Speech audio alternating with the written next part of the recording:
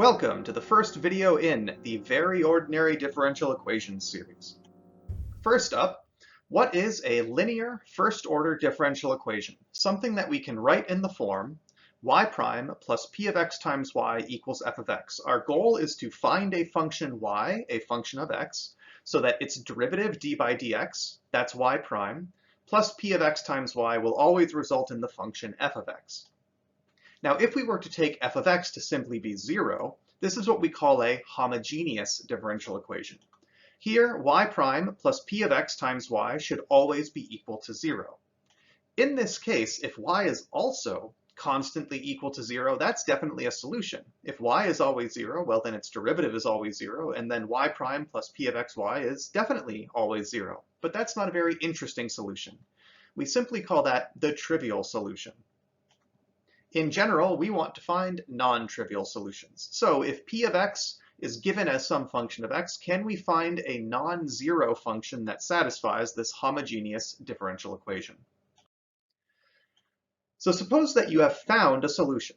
Okay, so y is a solution to the homogeneous linear first-order differential equation, y prime plus p of x times y is 0. We just happened to find one somehow.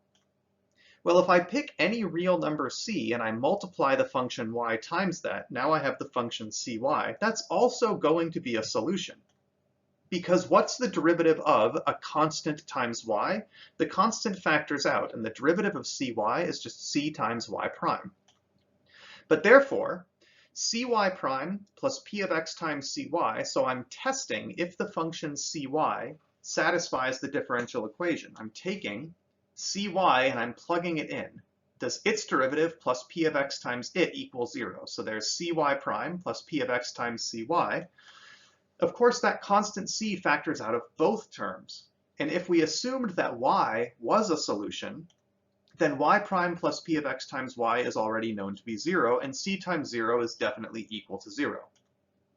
So if y happens to be a solution, then any constant times y is also a solution.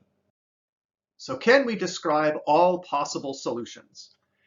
From some general theory that we're really not focused on in this series, if you happen to have this linear homogeneous first-order differential equation, y prime plus p of xy equals 0, and you've already found some function y, which is a non-trivial solution defined on some interval, possibly going all the way out to infinity, but it's defined on some interval, then the only possible solutions on that interval are given by multiples of y.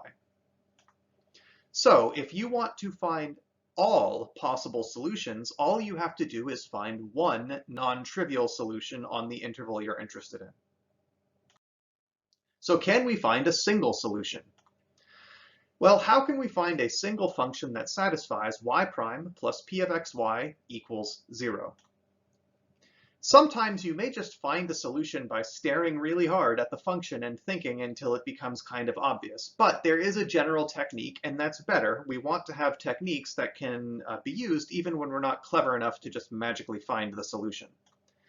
So since we have a 0 on the right-hand side, I'm going to subtract p of xy over to that side, and then divide by y. So here we have y prime over y should be negative p of x. Both sides here can now be integrated. Okay, so if I integrate the left side against dy and the right side against dx, which is justified, but again, we're not getting into the abstract theory, well then, that's what we get. Okay, the negative sign I'm just factoring out of the integral sign on the right.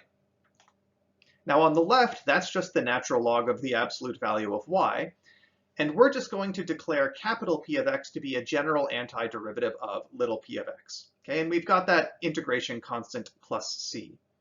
So in order to solve y prime plus p of xy equals 0, we would have to find a function y so that the natural log of the absolute value of y is negative and antiderivative of p of x plus a constant. And right now, that doesn't seem like it's any better. So for the homogeneous linear first-order equation, okay, so far what we've established is that one solution would be given by solving this. The log of the absolute value of y is negative and antiderivative of p of x plus a constant. But we really only need a single solution. Okay? If we can find a single solution, then we're good. So we're going to choose that constant of integration to be 0. Therefore, we can exponentiate both sides and just declare the absolute value of y must be e to the minus capital P of x. Of course, that absolute value is a little unpleasant. This means y is either plus or minus e to the minus P of x. But again, we only need one solution. Therefore, we may as well just take the positive one. Okay, so y must be e to the minus capital P of x. So if we are trying to solve this linear homogeneous first-order differential equation, a solution y can be found by e to the minus capital P of x, where capital P is an antiderivative of this function, little p. And if we have found an antiderivative of little p, we have found a solution to our differential equation. We've really changed the problem to just, can you antidifferentiate little p of x? If so, you've got a solution. So let's take a look at an example. Find all solutions to the homogeneous linear first-order differential equation y prime plus x minus 1 times y equals 0. So we exactly have this format, y prime plus a function of x times y equals 0, and our function p of x is just x minus 1. So we have to compute negative capital P of x. Well, it's relatively straightforward to antidifferentiate x minus 1. It's just x squared over 2 minus x, and we distribute that minus sign out in front of the integral sign. So negative capital P of x is negative x squared over 2 plus x. Remember, there could be a constant of integration in here, but you're free to pick any value for it that you want, because right now we're only trying to find a single solution, so we're just letting that constant be 0. So one solution to our differential equation must be given by e2 all of that, negative x squared over 2 plus x. But if we've found one solution, we've actually found all of them, just a constant times that. So here we have all possible solutions to that differential equation. And you can double check this. If you take the derivative of this function, then multiply the function by x minus 1 and add the two things together, you'll get out 0, and your choice of the constant c doesn't matter.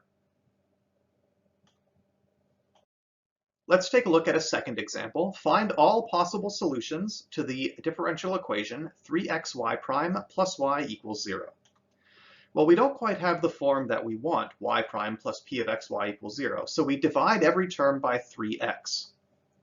So what we end up with is y prime plus 1 over 3x times y equals 0. Thankfully, dividing by 3x has not affected the 0 on the right-hand side. It hasn't changed the fact that our differential equation is homogeneous. But now we have the format that we know how to solve. So we're going to set little p of x to be 1 over 3x, and we find our solution with the same technique by antidifferentiating and exponentiating. So negative capital P of x will be a negative antiderivative of 1 over 3x, so negative log of 3x over 3, plus any constant, but remember you can pick whatever you want, and 0 is always going to be the easy one to do. Now all solutions must be of the form some constant c times e to the negative capital P of x. Now this happens quite a lot in these problems. When you have these logs coming up in your antiderivative capital P, remember that e to the log of something is just that thing. So this factor of minus 1/3 has been absorbed as a power here. So this would become 3x to the minus 1/3, and then e to the log of that would just be that thing. So when you have exponentials and logs mixed together, it's not surprising that they'll cancel each other out. Of course, now if you distribute that power of minus 1/3, you'll end up with a 3 to the minus 1/3, and that's also just a constant. So you'll have c, some arbitrary constant, times 3 to the minus 1/3, and that's still just a constant. So it would be very common at this point to simply say 3 to the minus 1/3 times a constant is just a different constant, and we're just going to call that c. So a solution can be found by c times x to the minus 1/3, and that does in fact account for all possible solutions. This sort of trick of absorbing a constant to a power into an existing arbitrary constant often leads to two students to both have the correct answer and think they did it differently. If one person has done this little step of absorbing 3 to the minus 1/3 into the constant c, and another student hasn't, their answers might look different because their constants are actually slightly different, even though they're really exactly the same collection of solutions. So be careful about that when studying with study partners or other people. Next up, our third example. Suppose y prime is xy over 1 plus x squared, but also we happen to know that when x is 1, y must equal 4. In other words, y of 1 equals 4. With all of this information, can we find the value of y when x is 2? Well, we have to make our differential equation take the only form we know how to account for at this time. A little bit of algebra shows us that y prime minus x over 1 plus x squared times y will be 0. So we have made it into our form and it is homogeneous. So we can find a single solution by computing the following. We need to take negative and antiderivative of x over 1 plus x squared. A little u substitution will tell us that this gives me 1/2 times the natural log of 1 plus x squared. So any solution must be of the form a constant times e to all of that. And again, a mixture of exponentials and logarithms isn't surprising. They're going to cancel out, and we end up with a constant times the square root of 1 plus x squared. Now this constant is totally arbitrary, but remember in this problem, we're not just trying to find all solutions. We're dealing with a very specific one. We have this information here. When x is 1, y must equal 4. So by plugging that in, we get that if I let x equal 1, I get c times the square root of 2, and that should equal 4. That informs me that c, this arbitrary constant, must actually be exactly 2 times the square root of 2. And if c is exactly 2 root 2, well, now I can plug in any value of x I want. For example, I can plug in x equals 2, and we end up with 2 root 2 times the square root of 1 plus 2 squared, and this works out to be 2 times the square root of 10. So altogether, what have we shown? If you have a differential equation of a very, very specific form, y prime plus a function of x times y equals 0, it has to look exactly like this, well then, all solutions can be described by some constant times e to the negative antiderivative of p of x. There's an arbitrary constant of integration up in that exponent as well, but you can always just take it to be 0. And that's it. Okay, so while we only have a very specific form of differential equations we know how to solve, ultimately they're fairly straightforward to handle. If you have a differential equation in exactly this form, there's just this single integral of a single variable up here that you need to evaluate to find all possible solutions.